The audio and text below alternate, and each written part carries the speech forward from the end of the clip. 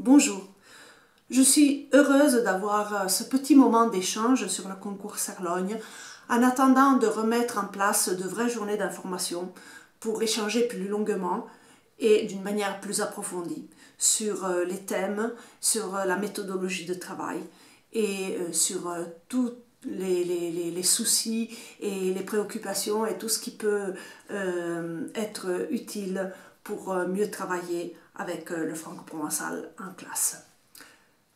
Première chose sur laquelle je voudrais m'arrêter, c'est rappeler que le concours Cerlogne s'adresse à tout le monde. Aucune compétence prérequise n'est demandée, ni de la part des enseignants, ni de la part des élèves. Le concours Cerlogne ne s'adresse pas d'une manière exclusive aux élèves patoisans, c'est-à-dire à ceux qui maîtrisent le franco-provençal, ceux qui le pratiquent. Comme toutes les matières, comme toutes les langues, il ne faut pas attendre que les élèves aient des compétences pour commencer l'enseignement. Il serait impensable d'attendre que les élèves soient anglophones pour enseigner l'anglais. Et donc, il est très clair qu'un enseignement de ce type, la participation au travail du concours Cerlogne n'est pas réservée à quelqu'un qui a déjà des compétences, mais elle est vraiment ouverte à tout le monde parce qu'il s'agit d'enseignement et donc améliorer des connaissances, d'introduire des savoirs là où il n'y en a pas. Voilà. Les activités scolaires sont faites pour apprendre. Elles s'adressent donc à toute la classe, quel que soit le niveau de compétence en franco-provençal. Lorsque les compétences sont très diversifiées, la transmission horizontale des compétences permet de stimuler l'intérêt de tout le monde et d'obtenir des résultats très satisfaisants. Même ceux qui ne parlent pas ont un rôle important à jouer car ils ont un regard différent sur la langue, sur la culture, sur la société valdôtaine.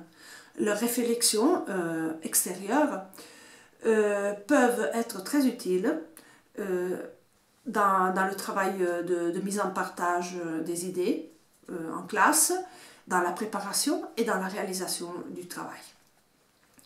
En outre, il s'agit d'un travail pluridisciplinaire, donc toutes les compétences sont utiles, y compris les compétences non linguistiques, y compris les compétences très éloignées apparemment,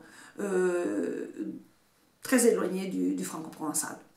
Notre invitation est toujours la même, de travailler à 360 degrés en créant des passerelles entre les différentes matières d'enseignement.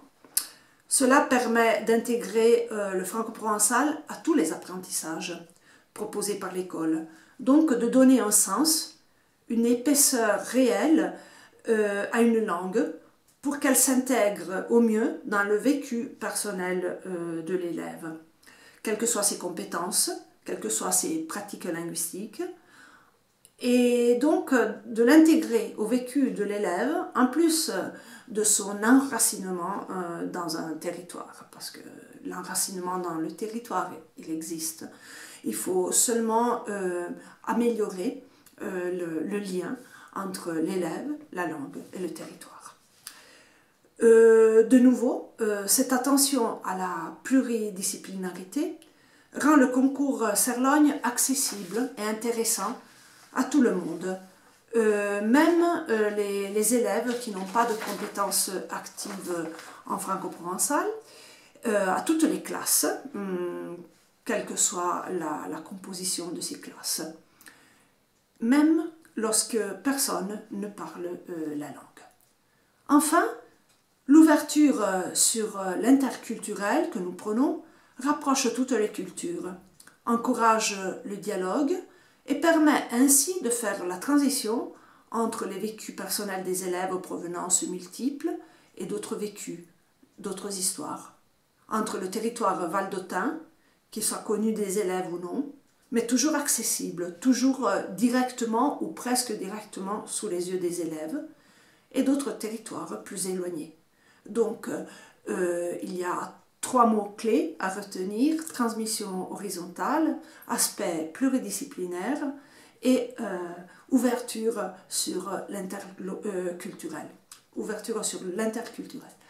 Et grâce à ces trois aspects, le concours Cerlogne permet vraiment de faire une expérience inclusive, enrichissante pour tout le monde, pour toutes les classes et pour tous les enseignants.